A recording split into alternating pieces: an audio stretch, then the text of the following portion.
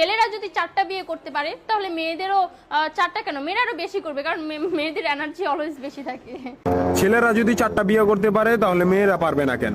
অবশ্যই পারবে, কারণ নারী পুরুষ সমান অধিকার। আর যদি একটা কথাই চিন্তা করি তাহলে মেয়েদের চেন কোনো কাজে লাগে না, চেন খুলে মুতার অধিকার তো তাদেরও আছে।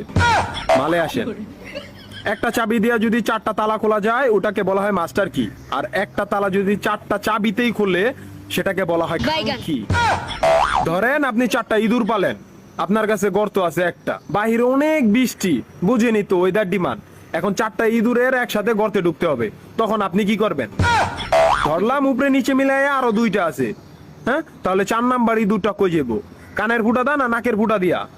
হ্যাঁ, তার মধ্যে মাসের মধ্যে 7 দিন থাকে লকডাউন। আমি মানি, আমি না শুধু সবাই মানে, মেয়েদের অনেক পাওয়ার, মেয়েদের অনেক এনার্জি। তাহলে দেশের মধ্যে ঘন ঘন লোডশেডিং হয় কেন? আমার মাথায় কোনোভাবেই ঢোকে না। একটা ছেলে যদি 4টা বিয়ে করে